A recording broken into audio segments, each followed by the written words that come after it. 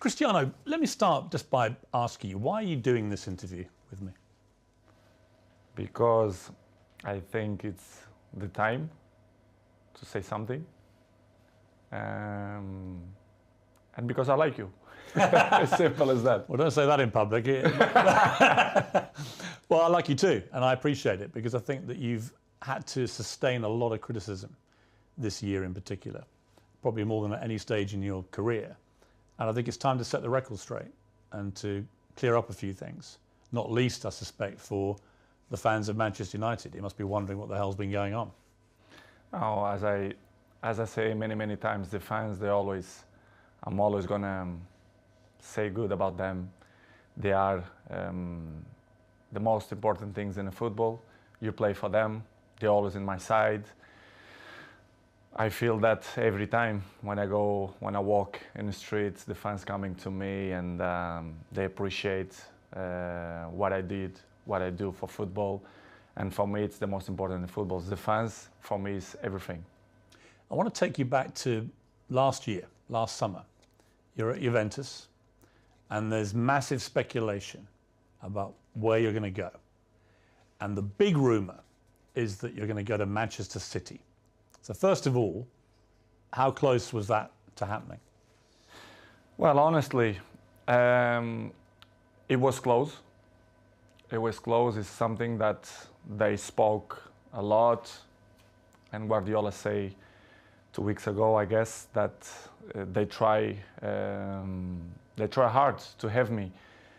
But as you know, as my history in Manchester United, your heart, your feeling, the history that you did before make the difference. And of course, as well, Sir Alex Ferguson. So I was surprised in the same way, but it was conscious decision because the heart speaking loud in that moment. You were a Manchester United legend. So when you say your heart led you, it's because of that, the history you had with the club and the relationship you maintained with Sir Alex, with the fans.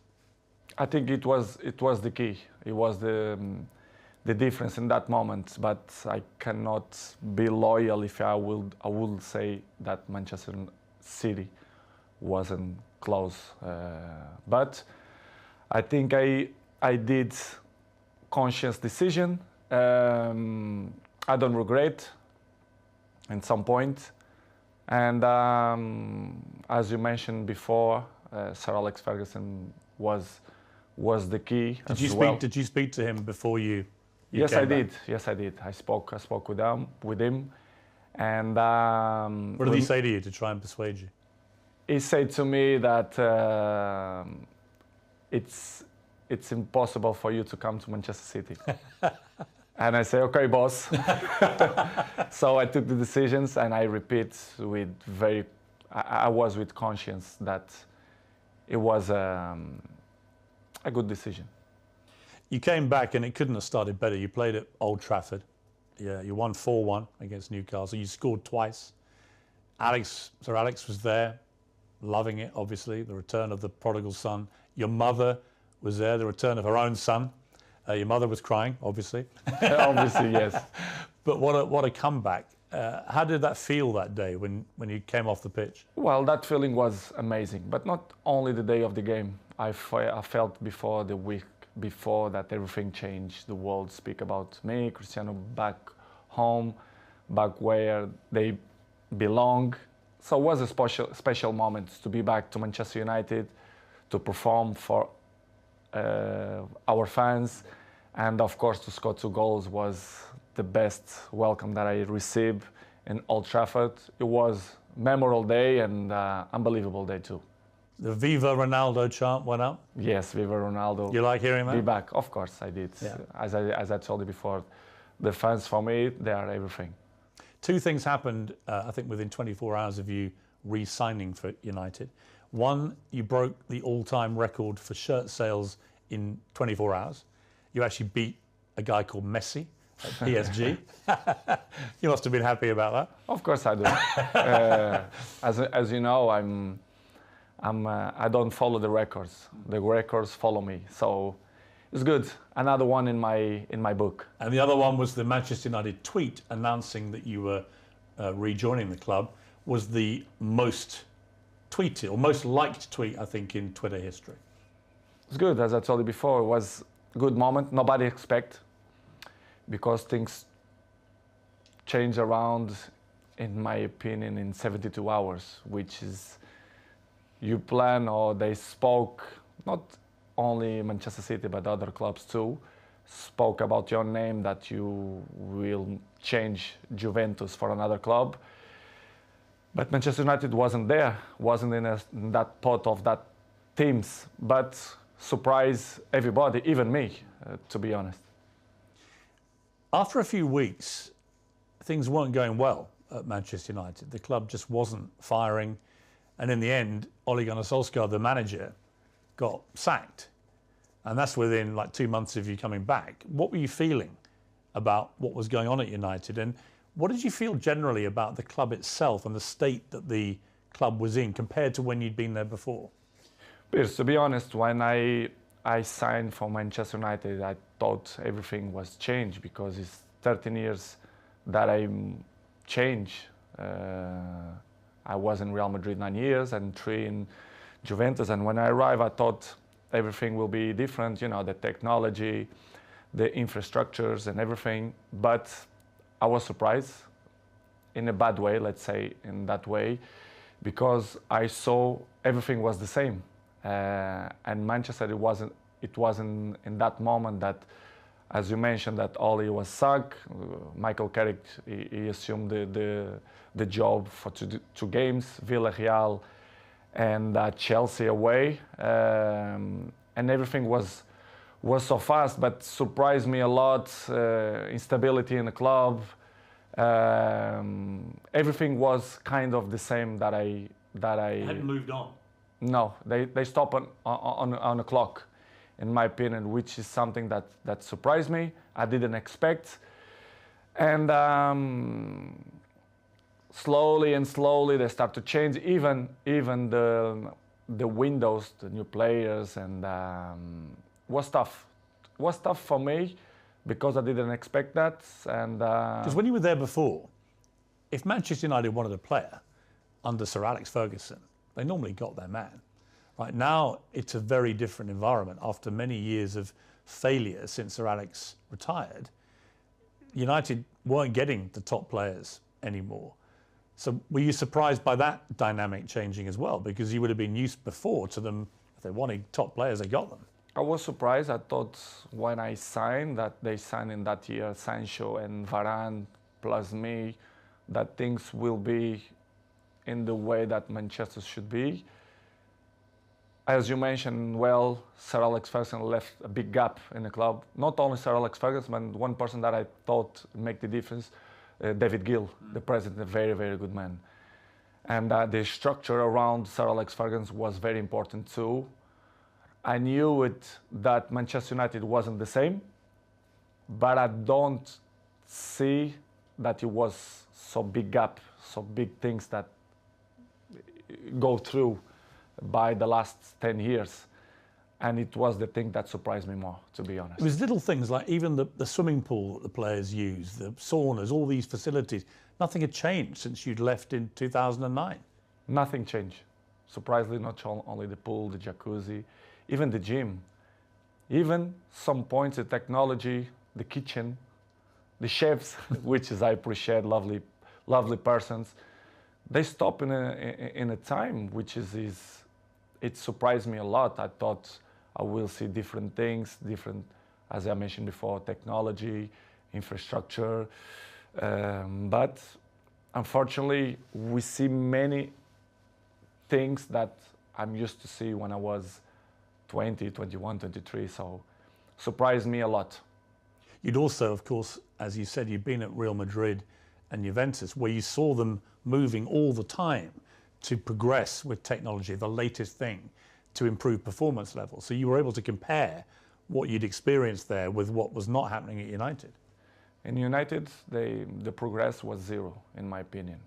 To compare with Real Madrid and even Juventus, that they follow the recent world. So the technology, especially the terms of training, nutrition, and conditions of eat properly and to recover better than before, surprised me. Manchester right now, to compare with that club, I think it's behind, in my opinion, which is something that surprised me.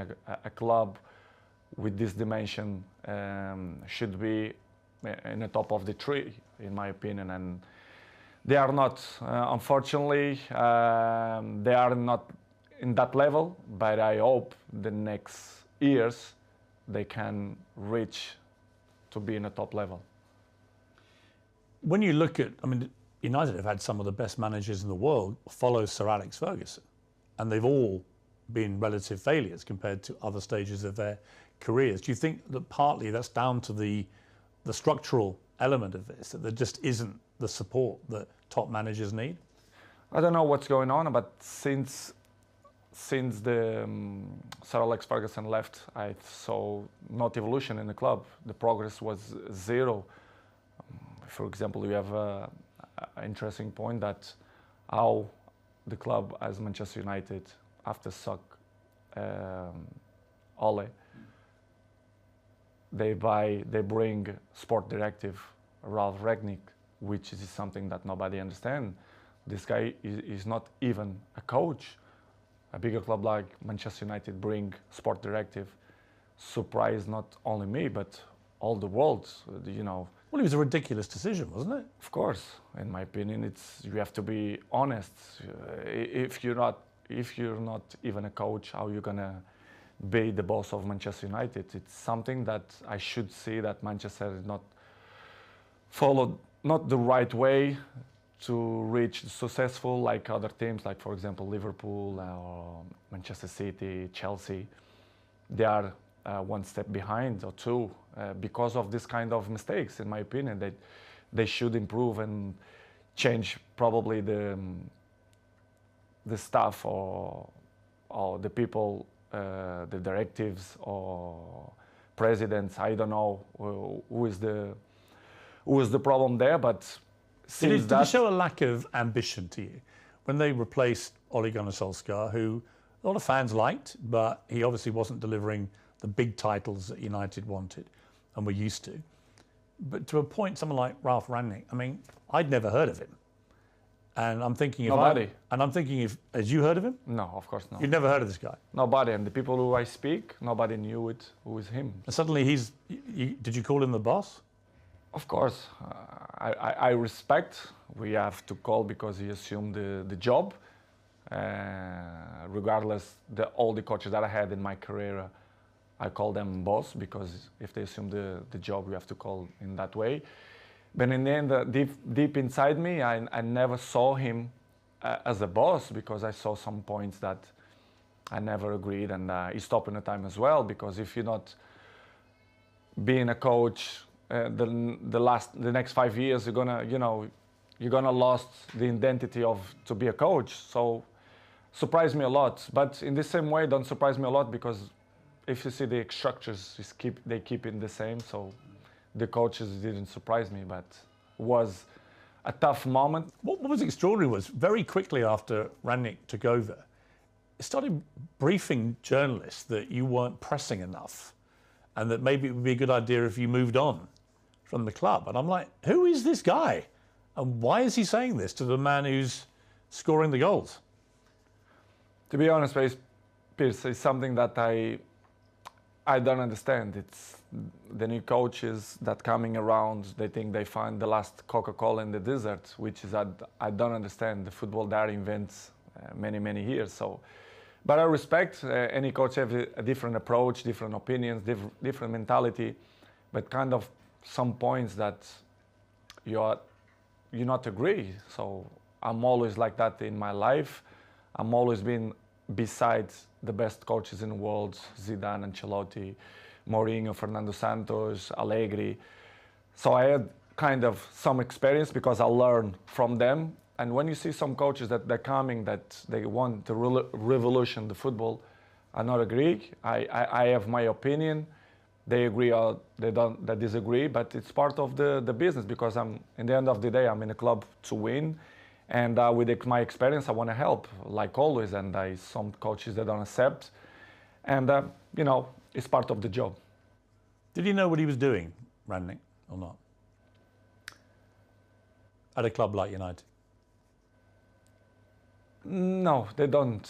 They knew with the club very well, but they don't know the dimension of the club inside, the history of the club, which is for me surprised me even more, which is when the soccer Ole Solskjaer, you should bring a top manager, not sport director. Did you think it was right to get rid of Solskjaer, or would you have kept him on? Well, it's not. I love Solskjaer. I think he was a top person, because what I keep inside my heart, it's the heart of the persons, and Ole for me is a top person. Coach, of course, he wasn't. He didn't look for what he wants. It's hard to assume after Sir Alex Ferguson, but I think he did a good job. For sure, he need more time, but I'm never doubt that he's going to be a good coach in the future. But it was a good experience. I was so pleased to work with him, even a short period. What about the younger players, and specifically their mentality? Because it seemed to me, just from what I was reading, that when you were originally at Manchester United as a young 18-year-old, that you had huge respect for the older players, the Keanes and these guys in the dressing room, and you would soak up their experience, their wisdom, and so on. Did you get that same respect, do you think, from the younger players? I don't mean that they don't respect the experienced players or the oldest players. I don't think that word is the best one, but they live in a different era. I can see my kid, they have 12 years old. The mentality, they are not the same. They are not suffer that. What's the difference? The anger. I think the anger. I think that they have the things more easily. Everything it's easily. They don't suffer. And I think they don't care. I don't mean only a few in Manchester United, but all the teams, all leagues in the world, the youngers, they are not the same of my generation. But we cannot blame them, because it's part of the life, the new generation and the new technologies that avoid, they distract them for another thing. So, but they are not the same. They listen, but this is why we have 2 years. You listen from one side and they go away for another side. So don't surprise me, but in the same way, it's a little bit shame, because if they have the best examples in front of your eyes, and if they don't at least copy what you did for me, it's kind of weird, because I remember when I was 18, 19, 20s, I'm always look to see the best players, Van Nistelrooy, Ferdinand, Roy Keane, and Giggs. This is why I have the successful that I have and longevity, because I take care of my body, my mentality, my head, because I see these guys and I learn from them. When you try and give advice to these younger players, what do you say to them? What do you try and guide them to be like? I think the best advice, I'm not the kind of guy to like to give advices. I prefer to be as example. Yes. Because I'm an example. I'm there every morning. I do the same stuff. I'm probably the first ones to arrive and the last ones to go out. I think the details speak for itself. So, because as I told you before, they listen one thing and in 2 minutes they already forgot and do it whatever they think it's better. This is why I say I like to lead by example. And some ones they follow me, not much, but see, I just find that incredible.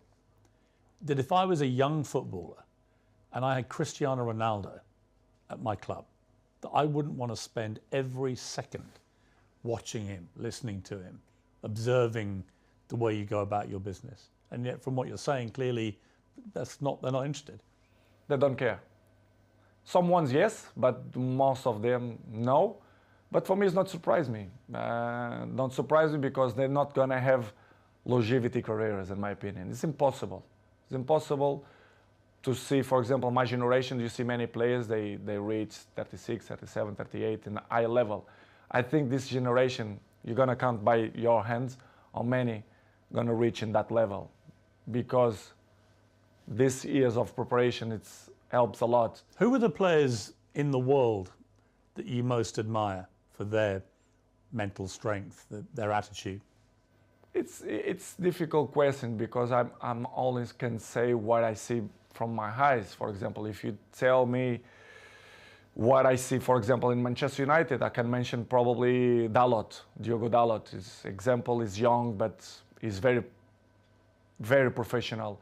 And I'm not doubt that he's gonna have longevity in the football, because he's young, he's smart, intelligent, and he's very professional. You have a few ones more, but like him, it's difficult to see. Probably Martinez, Casemiro's 30s, but I will say Dalot. So Rangnick's come then, it's your second manager, it's not working, the results aren't great. You're still scoring goals regularly for Manchester United. You're about the only one who is. But then you get hit by an awful episode in your life, probably the worst time of your life, where your partner, Georgina, she's pregnant with twins and is actually giving birth to these two babies, and your baby son doesn't survive. And I don't think I can imagine, I have 4 kids, you have a lot of children, you know, you can't imagine a worse thing to happen than to go a full term of a pregnancy, particularly for the poor mother in that case, but also for you. What was that like for you, that time in your life? It's probably the worst moments that I passed through my life since my father died. You know, when you have a kid, that you expect that everything will be normal, and you have that problem. It's hard, you know, as human being that I am. Me and Georgina, we had quite difficult moments, because we don't understand why happened to us. Was difficult, to be honest. Was very, very difficult to understand what's going on in that period of our life. As you know, the football carry on. They are so fast, many competitions. The football don't stop. We have many competitions. And pass through in that moment was probably the most difficult moment that I had in my life. Me and my family, especially Gio, that was tough. She said she was giving an interview about the new series of her TV show. And she said in an interview, a big piece of my heart shattered. And I asked myself how I could carry on. I had the answer nearer than I thought. I looked into the eyes of my children, and there I saw the only way of doing it, being all together. Yeah, I saw too. Yeah, this is why what we did.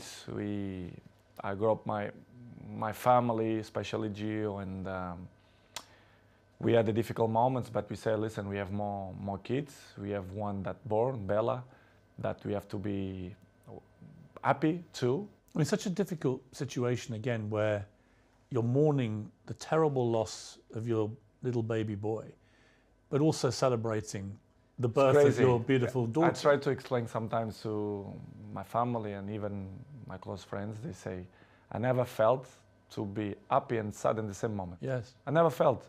It's hard to explain. So difficult. So difficult.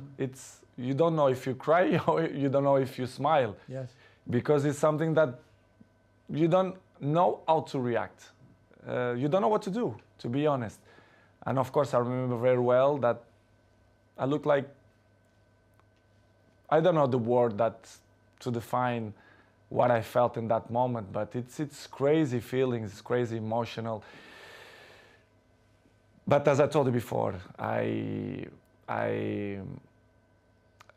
have to hold that we had at least Bella, yes, which is the most important. One die and one survive, but it's difficult to explain. How did you explain it all to your other children? They must have been so confused about. In the beginning, Gio arriving home and the kids start to say, "Where's another baby? Where's another baby?" Of course, Cristiano, I had conversation with him in the day because he's 12 years old. He knows, he understands everything. And I had a nice conversation with him. We cried together in his bedroom, and he explained, and it's kind of, he didn't understand. He understand, but in the same way, he was a little bit confused. The other ones in the beginning, in the table, the kids start to say, "Mom, where is the other baby?" Blah blah blah. And Gio, in the beginning, they start to say, because she had a little bit belly because they had two. It's hard process. And after 1 week, I say, let's be frontal, let's be honest with the kids. Let's say that Angel, which is the name, they go to the heaven. It's better to say in that way. Yes. And we start to use in that way. And the kids always understand when we had shots in the table, and they say, "Daddy, I did this for Angel," and they point out for the sky, which is I say, and I like it the most because it's part of the lives, and I'm not gonna lie to my kids to say the truth, which was a difficult process. But in the same way, I become more father, more friendly of them. They become more close to his daddy, especially me with Georgine as well. Yeah, I was going to ask you that, because these things, they can make or break relationships, because the grief can be so intense. It can drive couples apart, or it can bring them closer. In my case, it was better in that way. I become more friendly of Gio. I was of course friend, but I see more lovely for her and for my kids, and I start to see the life with a different perspective. You understand, which is coming the point of, if you're gonna ask me for sure, the pre-season moments. Yes. For example, why I didn't go to the pre-season. Yes, I'm going to come to that. Yeah. But it was just to finish in that chapter was the most difficult moment. The last since my dad died, it was this moment that I passed through the last 6 months. Do you feel your son is with you in spirit? Do you feel For that? sure, for sure. His ashes is with me, like my daddy. They are here in Really? my house. Yes, yes. It's something that I want to hold for the rest of my life. I'm not throw to the ocean or to the sea. I keep with me. They are next to my daddy. I don't know if you check. I have a small church down, and I. Oh, you do? Yes, I do. Like a little chapel? Yes, Huh. chapel, and I keep my daddy and my son. Do you talk to them? Yes, I do. I talk with them every time, and that they are in my side. They are, they help me to be a better man, to be a better person, to be a better father, and it's something that I'm really, really proud that the message that they send me, especially my son. Amazing. You had an extraordinary reaction from football fans, obviously from Manchester United, but I think you must have been just so surprised by the outpouring of not just support, but Liverpool fans sang on the 7th minute of their next game, "You'll never walk alone." The Kop, the great infamous enemy of Manchester United. What did you feel when you heard that? I never ever expect that. Never. I had the opportunity now to say, all English community, thank you a lot for that kind of that they had with me, not only Liverpool, but all England. I was at Arsenal when you played, and on the 7th minute, the whole crowd I were received applauding you. a letter from the Queen family as well. Really? Yes, I do. Which is From the Queen herself? Or? yeah, family. Yeah. And surprised me a lot. Offering their condolences? Yes. Wow. Unbelievable. This is why I say I respect a lot the English community, English people, because they've been very kind with me, and in that difficult moment of my life was spectacular.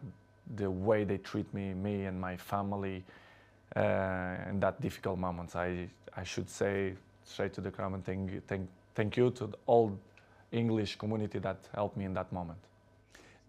When the Queen sadly died in September, you posted a very nice tribute to her was part of the reason because of what they had Of course. been like with you. Of course, they've been so kind of with me, and this is why I did what I did.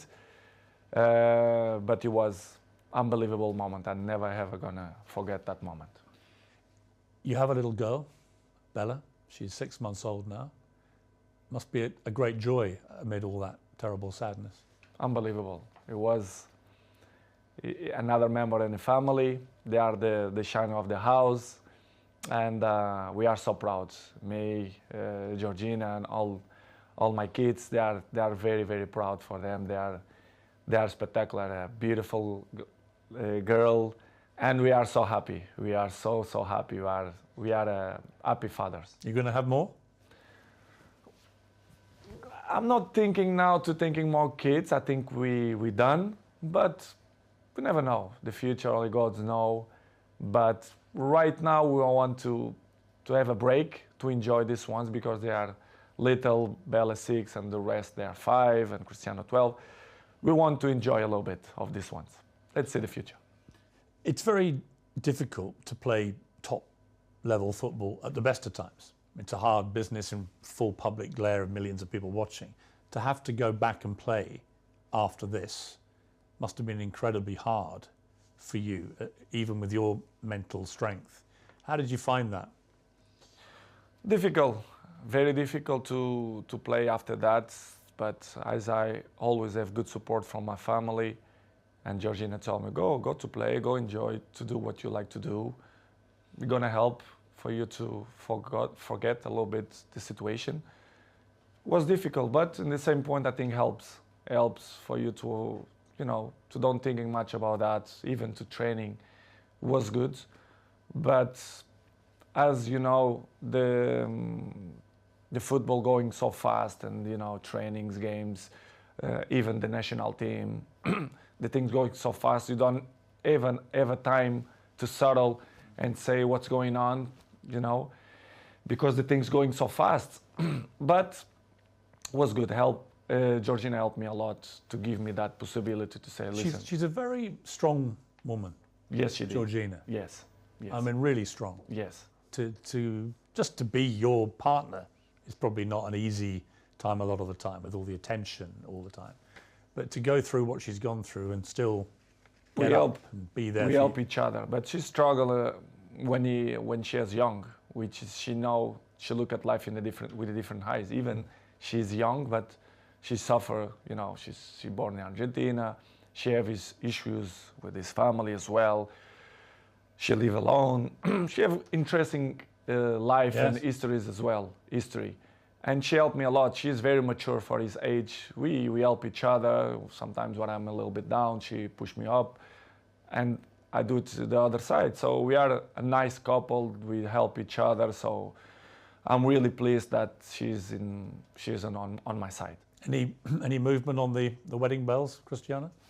I'm not thinking now about that, but I can see in the future. I think she deserves, but it's something that not coming now in my plans, but in the future, yes, I want. 4 days after this terrible time in your life, United get a new manager, Erik ten Hag. Did you know much about him? A little bit through Ajax, the job that he did for Ajax.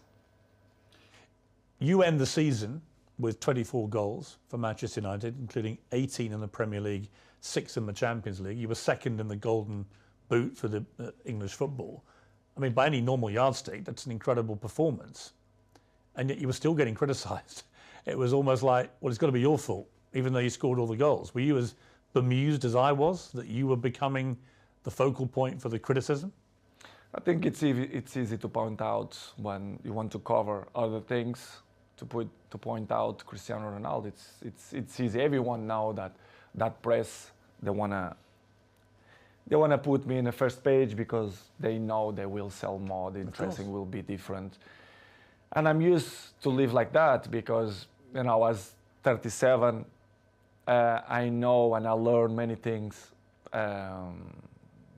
When you are in the down of the wave, when you are in the top of the wave, you don't realize and you don't see things that you don't see before, which is I appreciate to have bad moments to see which people is in your side, who criticize you more, because they're looking for that. They don't like to see successful people. The people only try to bring negativism. And I felt the last 4 or 5 months that not only for me, but even for my family as well, for Georgina, especially around the world, the press criticized me even more. Sometimes I don't understand why. Even Portuguese press that they criticize me a lot. I don't understand, but I still believe that the jealousy is part of that. They want to cover many things that helps to shine other things. But listen, Piers, I know I'm 21 years in the top of the game, so I know how it takes. So for me, it's not a problem. It's hard when you are a little bit down to listen to this criticism. Do you read it all? Do you read newspapers? Do you read social media? A good thing that I have, it's I don't like to read because I know 90% of the times they lie. They are garbage. The press, they are garbage. Not all of them, but most of them. They don't say the truth. And they lie. They constant lie and they constant attack me and my family. They're always negativism against my family. Why I'm gonna read? Because I know they try to make me feel bad, me and my family, which is something hard to deal. But in the end of the day, I understand. But it's really, really hard. The problem you have is you're too famous. You are the most followed human being on Instagram that you have. I just checked, 495 million followers.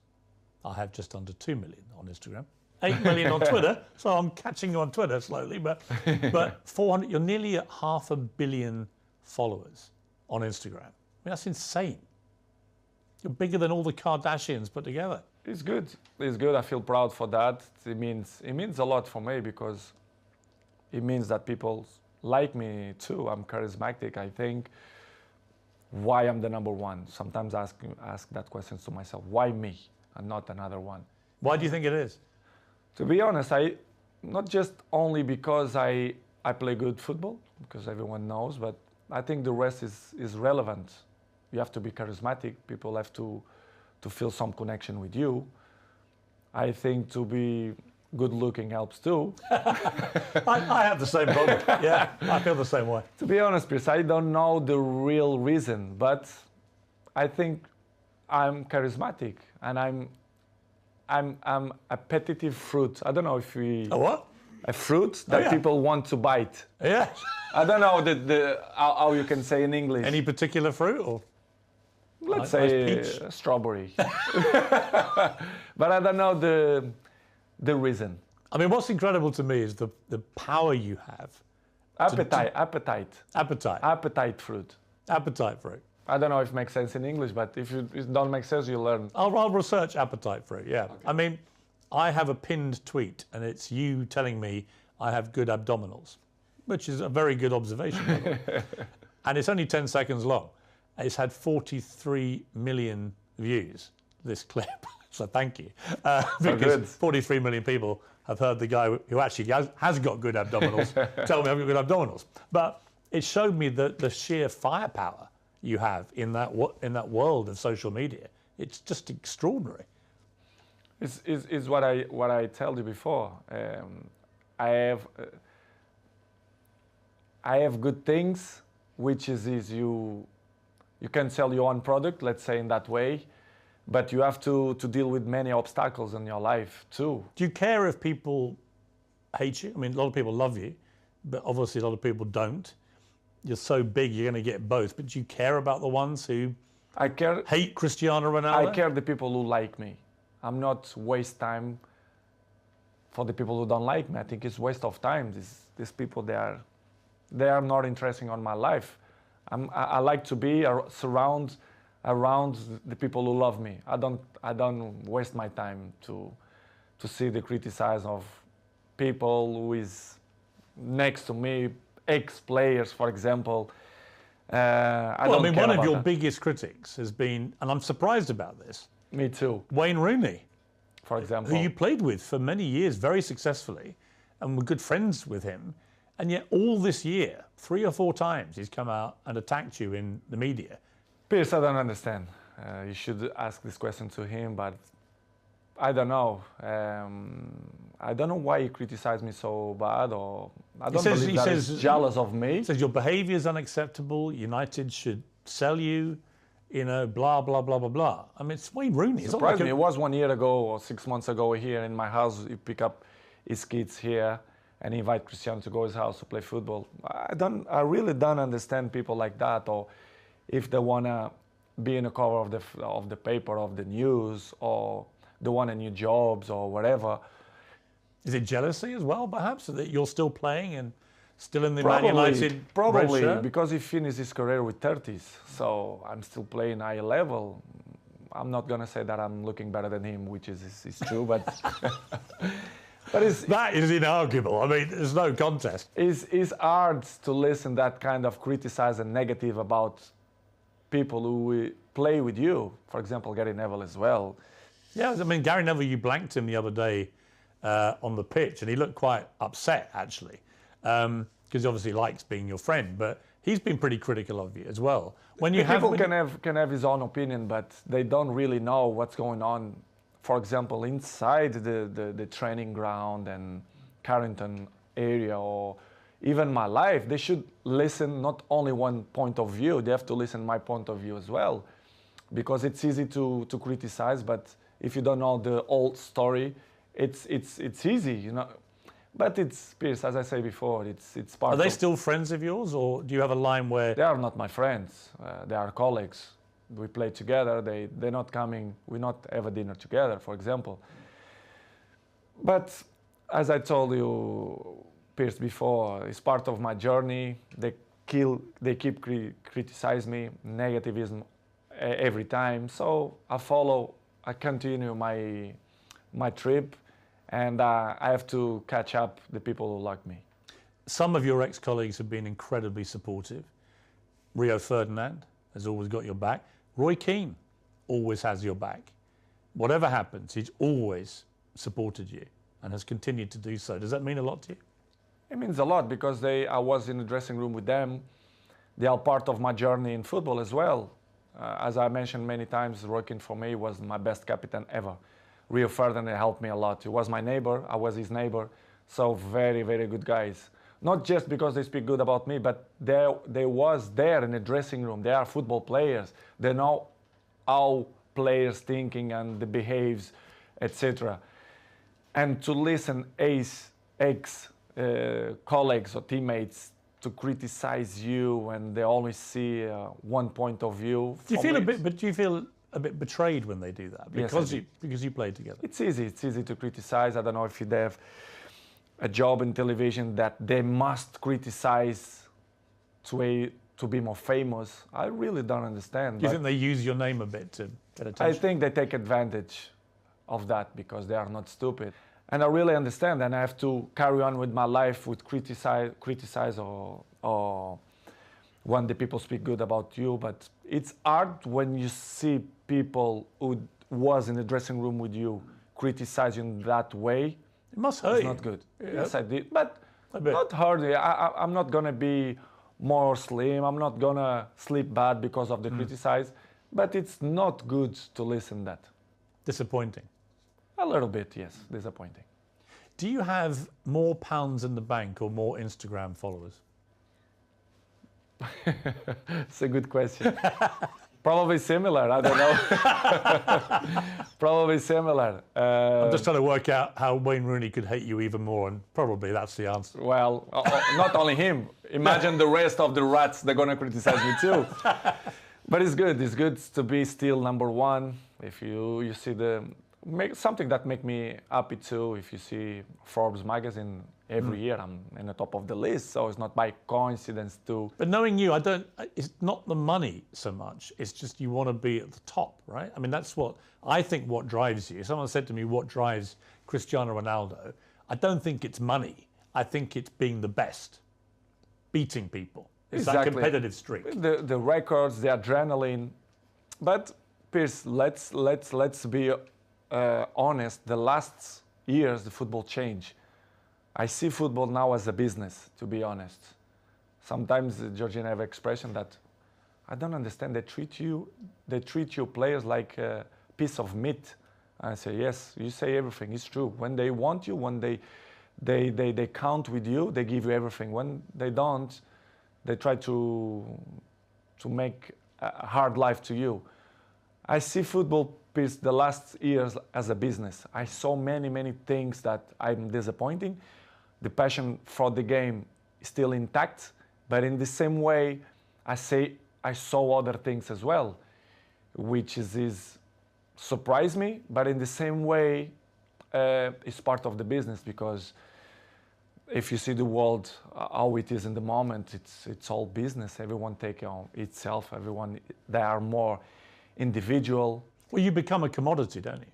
Where if you can sell record number of shirts in 24 hours, great, right? But if suddenly the team isn't performing well and they need someone to blame, it looks to me like at Manchester United, the default position is it's got to be Cristiano's fault. Exactly. It's always my fault. The problem is always me. I look like I'm the black sheep, right, which is I don't like. If you do it good or if you do bad, they're always going to find some criticize. Even in the national team, the last 3 months, as I told you before, the criticism was so bad.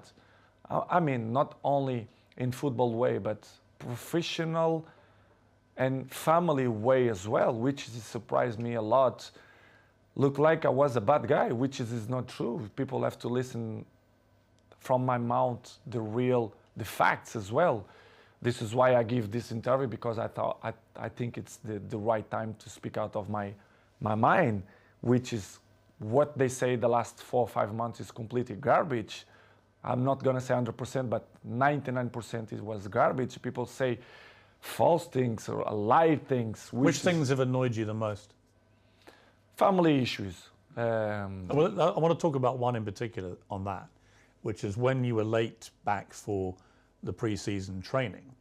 A lot of speculation, because you'd said several weeks before that you wanted to play Champions League football and that you were maybe looking for another option because it didn't look like United would get to play Champions League. Let's make my points. For example, the pre-season moment, and after you mentioned new clubs or the interesting. For example, the pre-season, I had a very bad, which is I don't say nobody. The people who surround me, they saw, friends and even my mom. I had some problems in vacation that my young daughter, they have a little problem. They have bronchitis, which is bronchitis. Bronchitis, really? Yes. Your little baby? Yes. I was in Mallorca on holidays and she stayed 1 week in hospital, which was, you don't enjoy a lot the vacation. And after what had happened, so worried. Exactly. And the people make up histories that they say that I don't want to go travel. Piers, people have to understand that I'm a human being. I'm always going to be in my side of my family. I'm not negotiate nothing behind that. You understand? And I even have the letters from the hospital, the feedback of the health of Bella, which is I'm not showing nobody. Nobody asked me. I keep for me. People forget that I'm human being, that I passed through a difficult moments. Well, you must have been worried sick. I mean, I was very worried. You lost your baby son, and now your baby daughter's in hospital. Exactly. And you must have been absolutely. I spoke with the directive and the president of Manchester United, and then kind of that didn't believe that something going wrong, which is make me feel bad. Really? Yes. They didn't believe you. They believe you, but in the same way, they are there. I never ever gonna change the health of my family for the football. Never.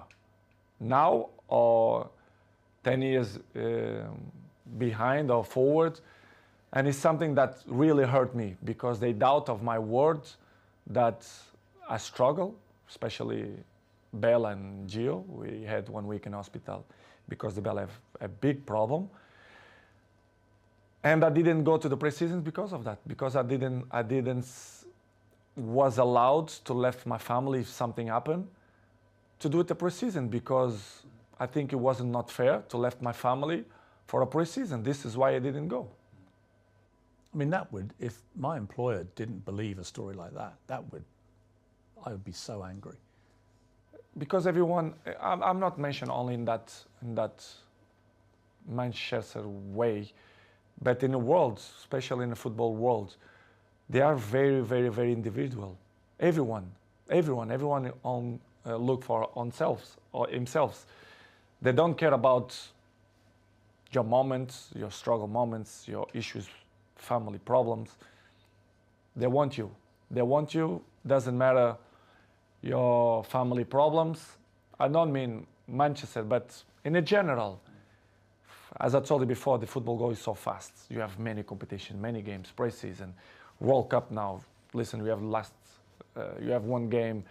After 3-4 days, you have to be in the national team, preparation for the World Cup. It's hard. Sometimes you have to sell everything and, be with your family, take the best decisions. And in this summer, I didn't feel comfortable. I feel uncomfortable the way they treat me, especially the press. They doubt about me, the professional that I am. It's impossible to be 21 in the top of the game if you're not professional.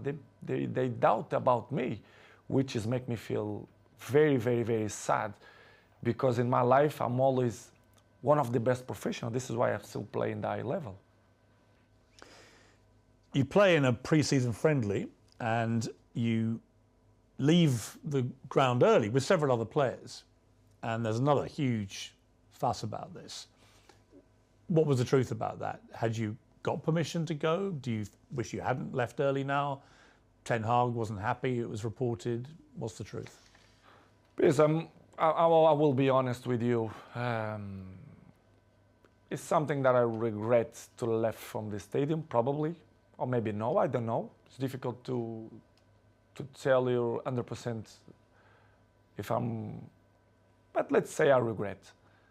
But in the same way, I felt provoked by the coach. I'm not allowed for me, a coach, to put me in 3 minutes in a game. Sorry, I'm not that kind of player. I know what I can give to the teams. You're talking about the Tottenham thing? The Tottenham Yeah, player. I'm talking about in pre-season, there was a friendly where you left the ground with several other players. Me and 8 players. Right. So, but they mention only my name. Yeah. Which is everyone do that. I don't understand why they mention only about high value kind of game. Last year, many players do it the same. In that game, 8 players do it the same. So, but they only speak about the black sheep, which is me, I completely understand. Okay, it's done. I apologize to the coach, and for me, the chapter was closed. It seemed to me that right from the start, Ten Hag wanted to show you who the boss was. That he dropped you, he benched you, he mucked you around, he talked about you in the press. Were you getting that feeling? I mean, did you feel that? The feeling, he always mentioned to me that I didn't need the preseason, so I should wait for my opportunity. I really understand. I understand. But I'm not going to give you points, but he don't do it the same procediment to every players. I'm not going to mention players, but they don't do it the same way. Second, I understand that becoming a new job, Manchester was so bad the last 5 years that they should clean the house, let's say in that way. But the way they approach, the way the press make this so big, it's because probably the communication wasn't the best. But I really understand in the beginning, because I didn't do the preseason, I don't start to play. But going more farther than that, other things happen that they don't know. And I'm not hiding that the empathy with the coach is not good. I'm honest. You don't have a good relationship with him? I'm not mean good relationship. The empathy is not good, let's say. Do you think he respects you? I think he don't respect the way I should deserve. But it is what it is. This is why probably the game against Tottenham. I left. Well, I want to come to these two games. So against Manchester City, where United got destroyed, he didn't bring you on. He brought on other strikers, but didn't bring you on. And I felt insulted on your behalf. I was like, well, surely against Manchester City, if you're losing this badly and you've got the greatest player of all time sitting there, you at least give him some time, don't you? But he didn't. And he said afterwards the reason was he had too much respect for you. He wanted to respect you. When you heard him say that, what did you think?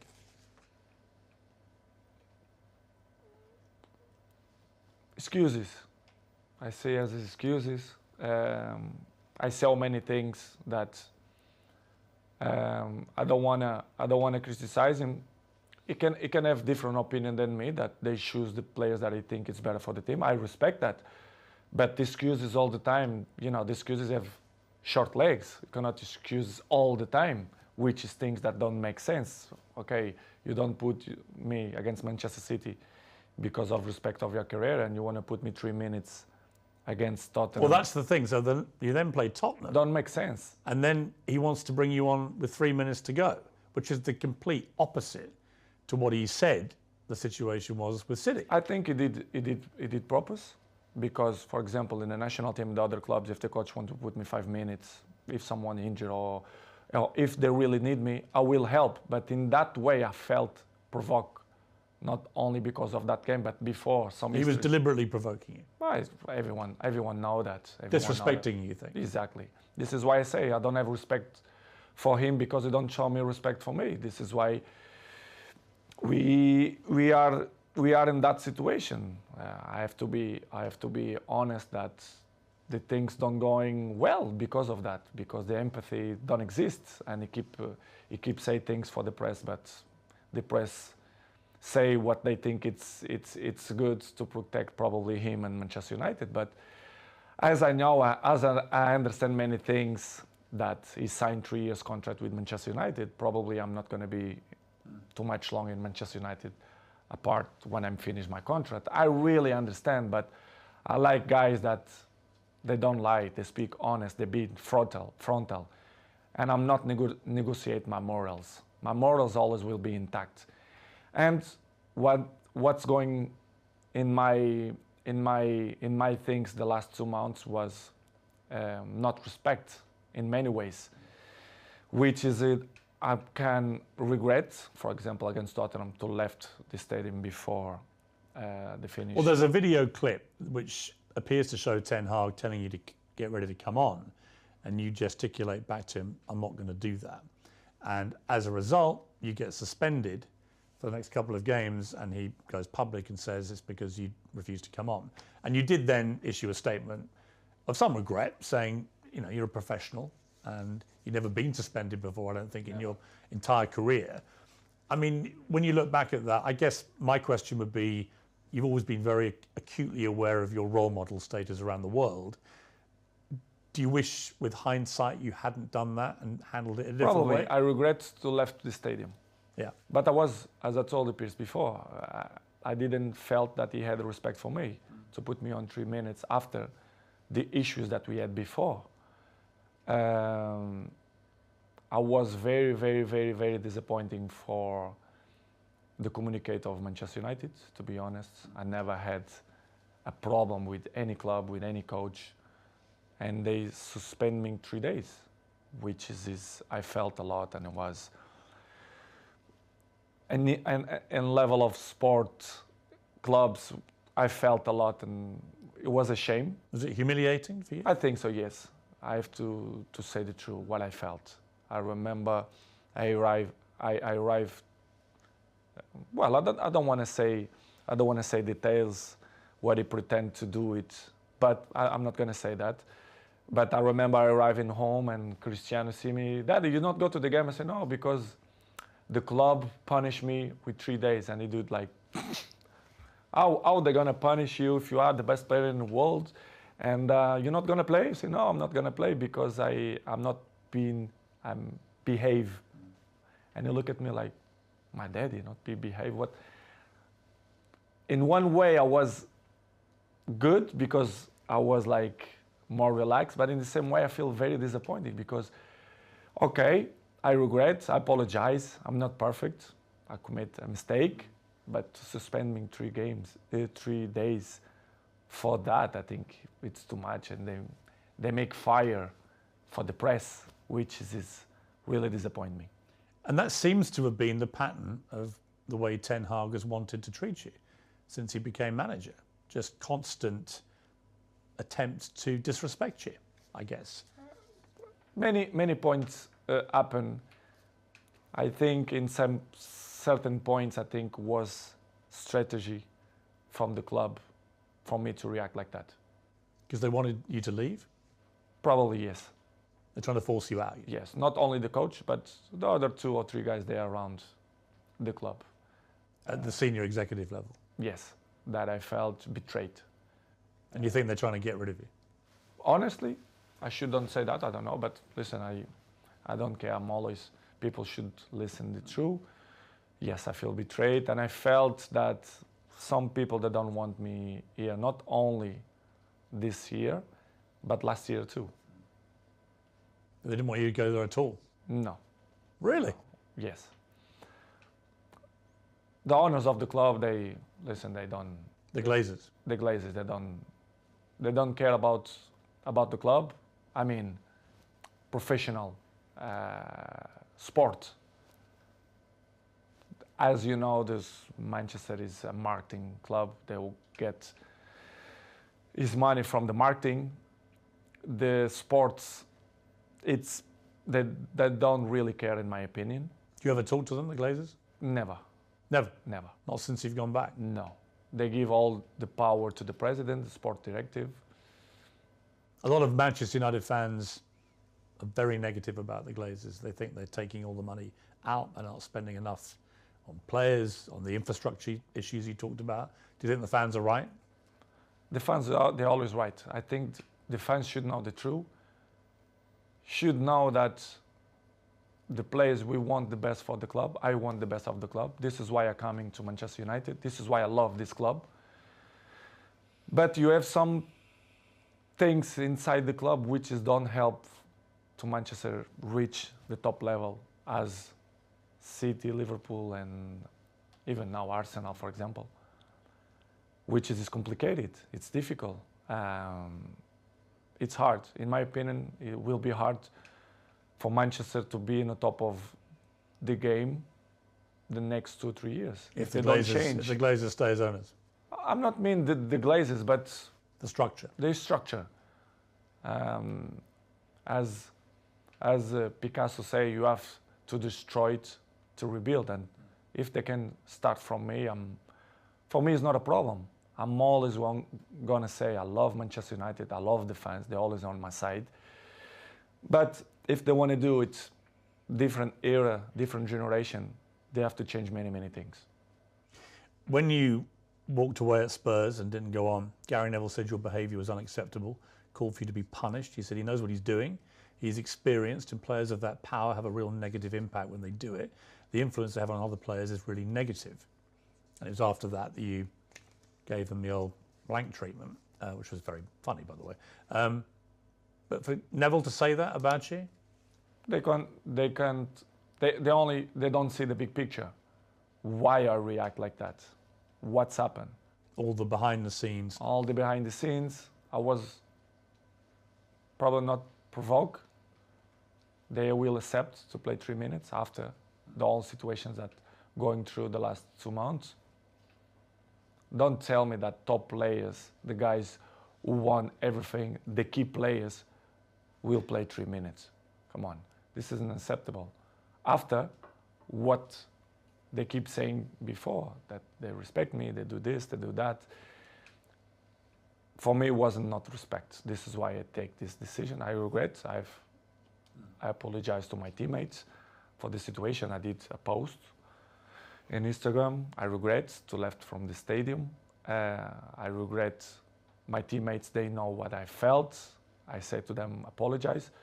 But in the same way, I'm not regret to take the decisions to don't coming on. I'm like that. I will be always like that.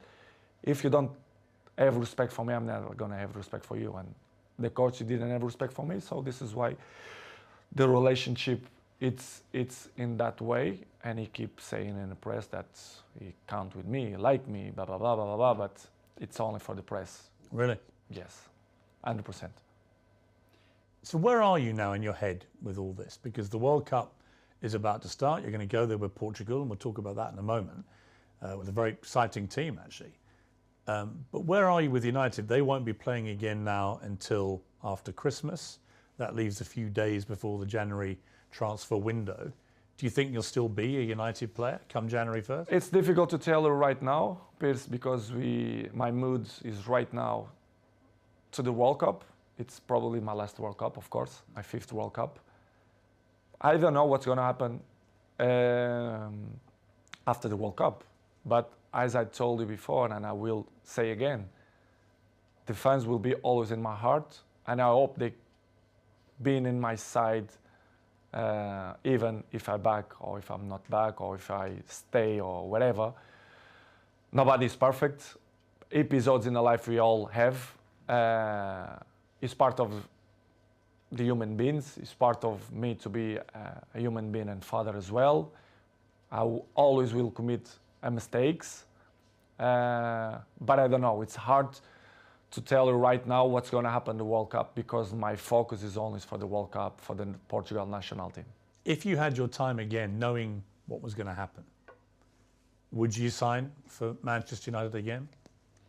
As I told in the beginning, I'm always took my decisions by not emotional moments, but maybe this decision I took by emotional.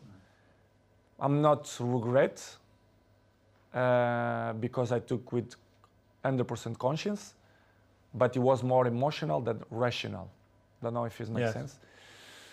But it was good. It was good because I was happy when they left me be happy.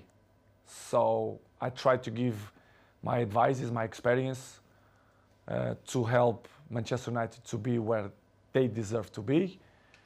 I don't pretend to be more smart than the other ones. Nobody is smarter than me, but I'm not smarter than nobody. When I arrive in Manchester United, I always be available to help the team to do the good things, to put in the right spots, to compete with the best teams.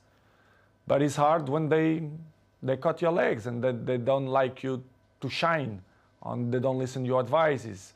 I think I have a word to advise to the club because the trophies that I won, individual and collective, I think I can help a lot. But when the infrastructure is not good. What's amazing is you ended last season with hat-tricks. You're scoring hat-tricks for fun, one against Tottenham. You know, you were playing great football, but you were starting most games. And now this season, you've barely started any games. Something happened. You know, I'd imagine you're a bit like a racehorse, right? If you don't start. I didn't do the pre-season. Right, right. Is the excuse. Right, which is I ridiculous. did the pre-season, so. Do you think if you'd been able to just do what you did last season, you just carried on scoring? For sure.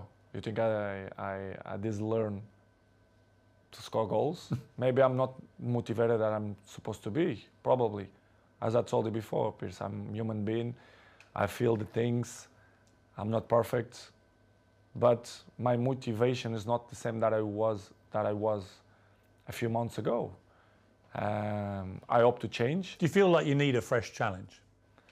I'm not saying if it's fresh challenge, but let's see. I cannot answer right now because my focus is for the World Cup. But I don't know. Maybe it's good for Manchester and probably it's good for me as well to have a new chapter. Probably, but I don't know. If I will be back, I will be the same Cristiano. But I hope people being on my side and let me shine like I did all the clubs and all years. What is the truth about other clubs making offers for you? Some people have said there were no offers at all. I happen to know that there was a gigantic one from Saudi Arabia. I mean, for example? Like 350 million euros for 2 seasons, is that the kind true. Yes, it's true. That's a staggering sum of money. Yes. Which you turned down. In that moment, yes. I mean, that to me says you're not just about the money. It's what I'm gonna mention now. They say many garbage things that if you are agent, what you're gonna do? You go the clubs, but George Mendes, for example, have more than 100 players, and they go Chelsea, they go Arsenal. They always mention Cristiano Ronaldo. They offer Cristiano. Please, let's be honest. Who's the most expensive player, salary player that Premier League have in history? It's me, even with 37 years old. Why they gonna they even offer me to Sporting or Napolis?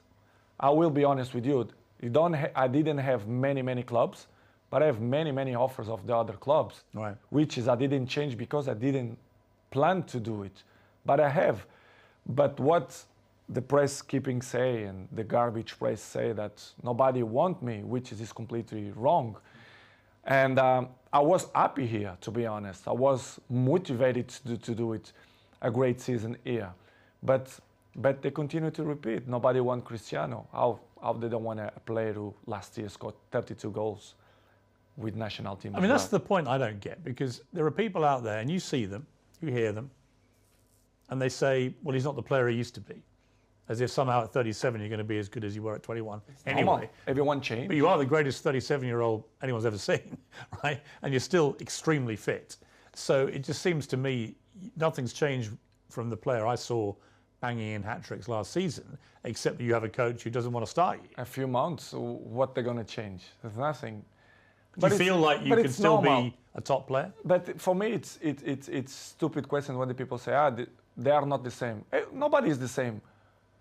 Day by day, we're getting old. Every one of us. You understand? It's normal. You have to adapt. And I think nobody in this game have this brain that adapts with his age. I'm not want to be cocky to say that I'm the same that when I was 20. Of course, no. But I'm adapt and I be smart to know my strength, what I'm good to do. And I'm still playing the high level and I score goals and I will continue to score goals if my mind is clear and happy, and if the people surround me that help me to be a successful player, especially the coach, the president, directives. But when you feel that the energy don't go surround you, it's difficult you to be yourself, which has happened. This is what's happened with me. But what they say the last 3 months is completely garbage and wrong. They say that I offer me this and that, and many presidents and directives speak about they reject from it. It's completely lie. They lie because it's not what's happened. I had many clubs, not many, a few clubs that they want me to sign, and I didn't go because I feel comfortable here. This is the truth. How easy is it to turn down £350 million to kick a football for 2 years in Saudi Arabia? It's hard. It's hard. It's hard. But in the same way, I thought that I was very happy here, that I'm still capable to score goals and make people up. Is it also that you want to keep playing at the highest level? That you want to play Champions League football? You want to keep breaking records? Is it, again, it comes back to my gut feeling about you, that if it was just about money, you'd be in Saudi Arabia, right, earning this king's ransom. But that's not what motivates you.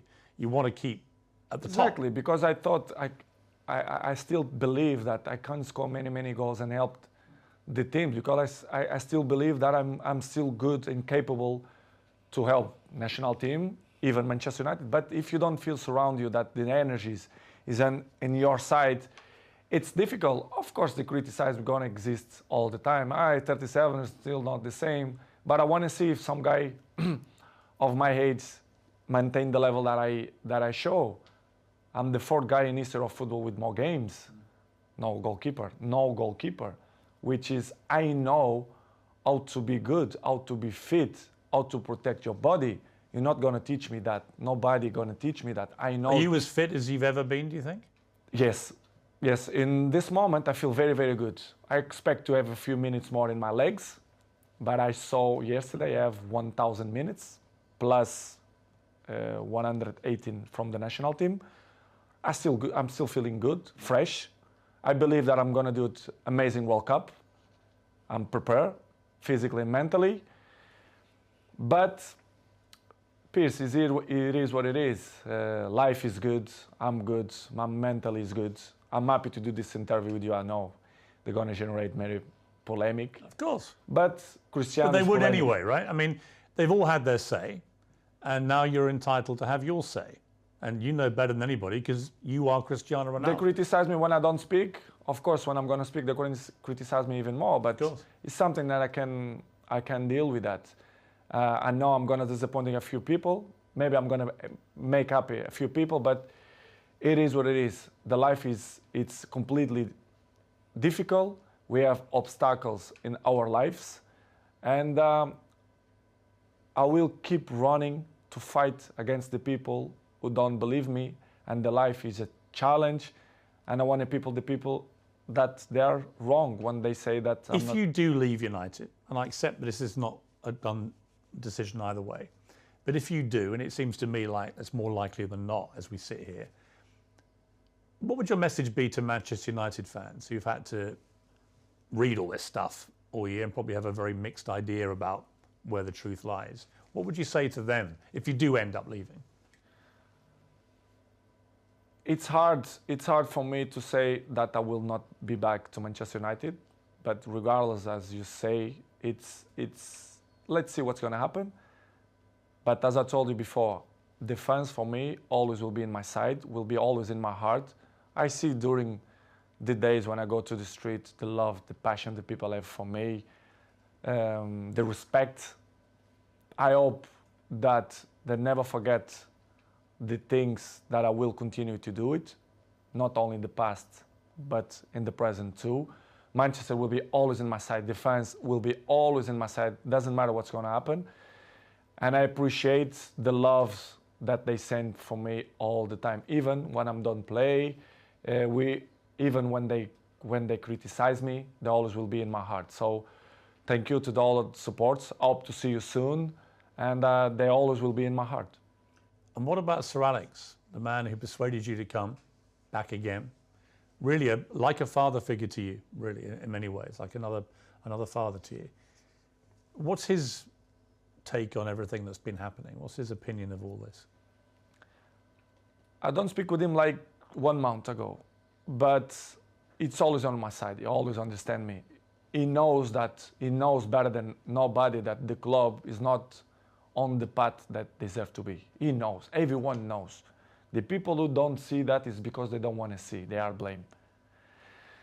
The fans, they are always the answer and the passion for the game.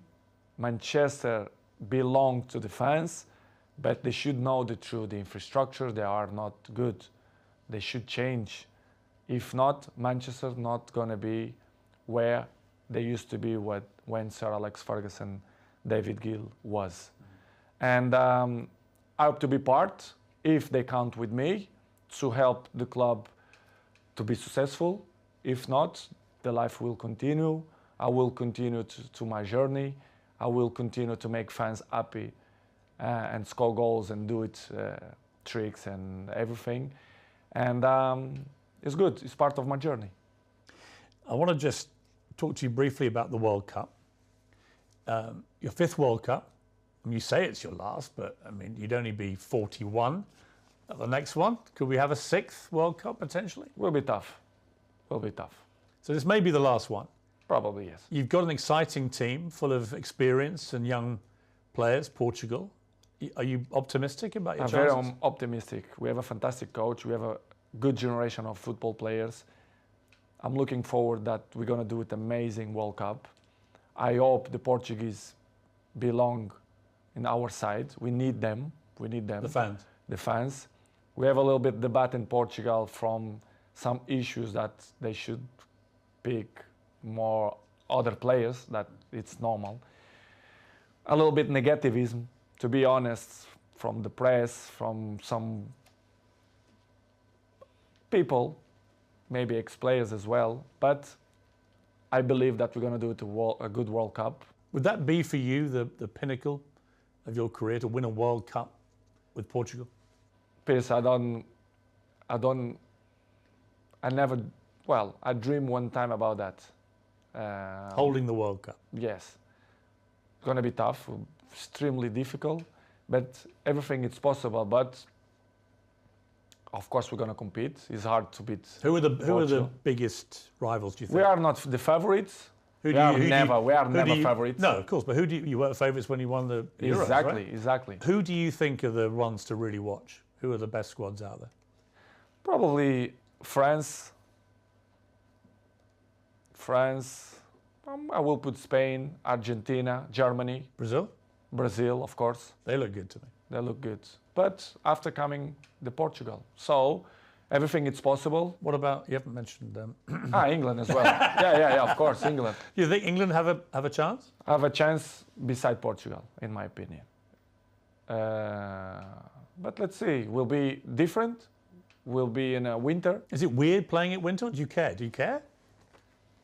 I don't really care, to be honest. A part of the issues that the country, wherever they try to speak now that it wasn't not good option to do it there, but they should do that before.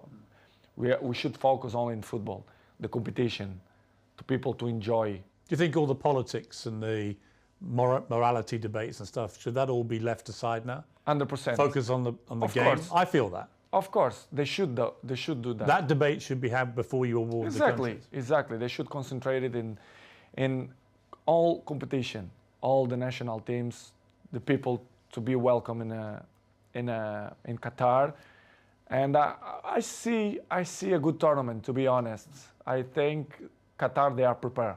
They are prepared for that, and will be weird to play in the beginning of the season. Yes, but in the same way, a challenge. I think it's. To be honest, it's good. I feel good. I feel with good energy. So what about this idea? You get to the final, Portugal v Argentina. You score 2, Messi scores 2. The last minute, 94th minute, you score a third for your hat-trick and you win the World Cup. Is that, be honest, It's too good. Is that the dream? It's too good. I didn't expect that. Too good dream. But if it happened, Come on. that's the dream. He can score another player. I don't care. If the Portugal be in a final and score, even the goalkeeper, I will be the most happy man in the world. But if this happens, come on. I will say I will finish football if this happens. That's it. You retire, right? Yeah, I retired. 100%. 100%. I mean, it may well be Messi's last World Cup. He's never won it either. I mean, you're linked forever, the pair of you. To me, the greatest there's ever been. You're number 1 for me. Thank you. He's number 2. You're number 1 to you. He's number 2. But it's an amazing relationship you have, even though you're not, I know, great friends or anything, but you're always respectful when you see each other. All the time. But what do you think of him, Messi, now? As you both head to maybe your last World Cup. As a football player? Yeah, and as a person. Amazing. Player is magic, top.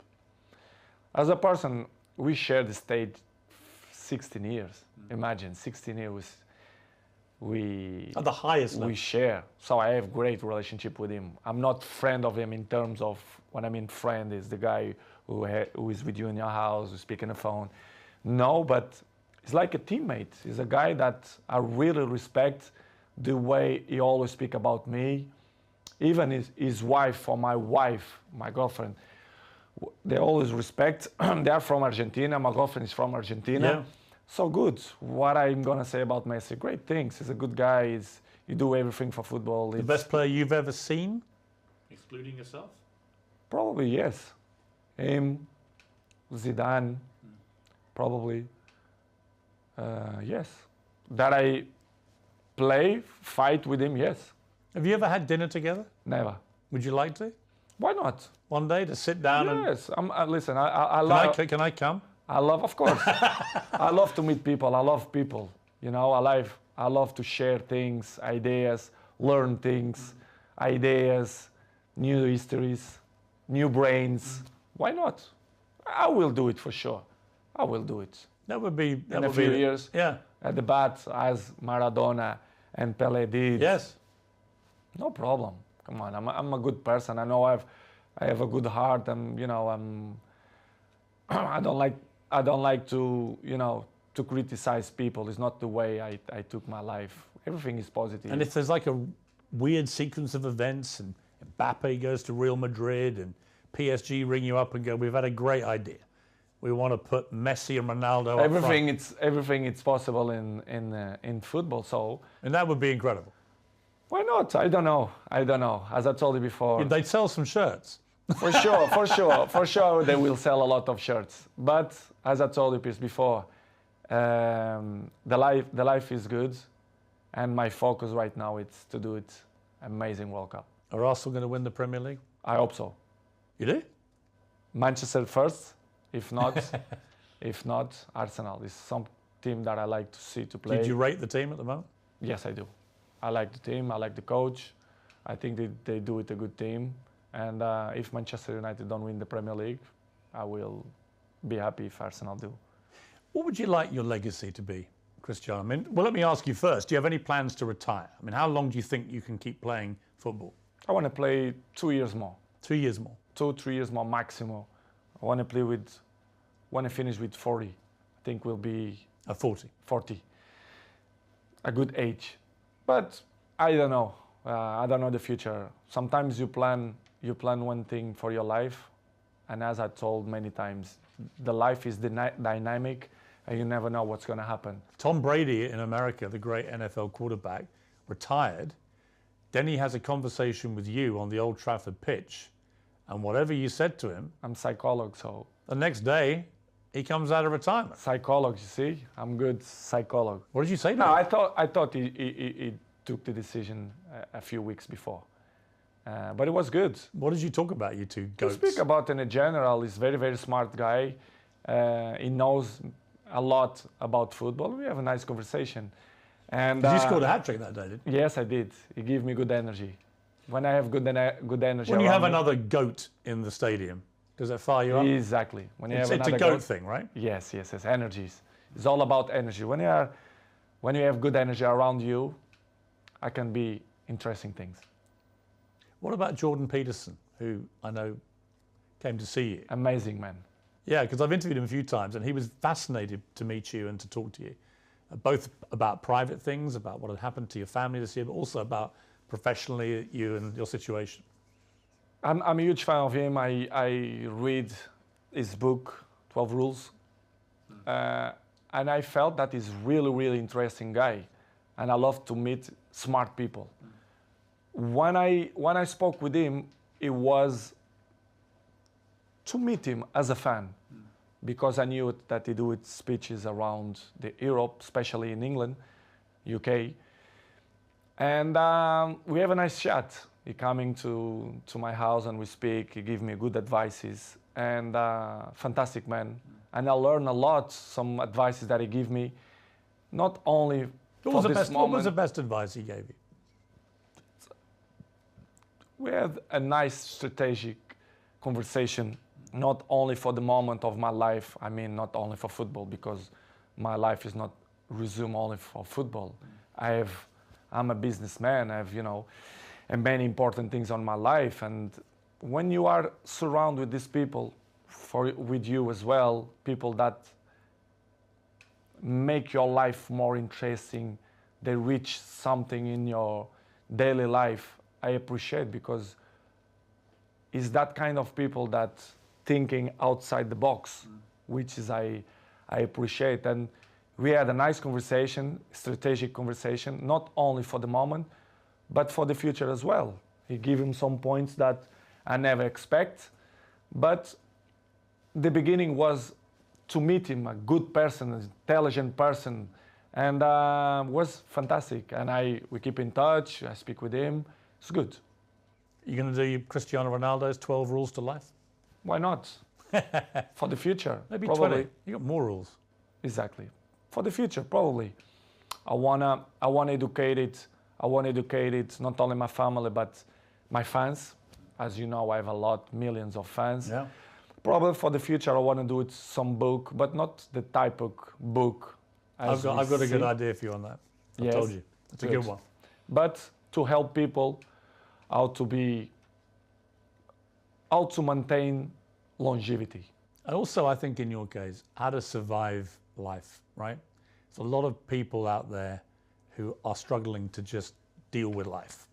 And the one thing you do better than anybody I've seen in sport is resilience, mental strength, right? That's what it's really I think about. it's the most important thing. And I can see me in the future. Of course, I want to improve my English. It's very good. It's much better even than last time I interviewed. Yeah, but I have to improve. I have to do more interviews. I have to improve. I know, and I want to improve, and I see myself to do it when I'm retired, to speak for millions of people, advices, Yeah. how to be a professional player, how to maintain your longevity, how I'm not a psychologist, but I passed through many things, and I can above all, how to win. how to win, which is the most important. And I think That's what it's all about. I have experience to inspire people for that. I think I'm a role model, and I can help many people in that way if they want my help. They want to listen to it, right? For sure, especially the young people. I want to be with the young people, to speak with them, not only for them, but for the fathers as well, to put them in the right spot. Cristiano, what a pleasure. Thank you very much indeed. Thank you very much, Piers. It was Great a pleasure interview. for me too. Thank you. Thank you very much.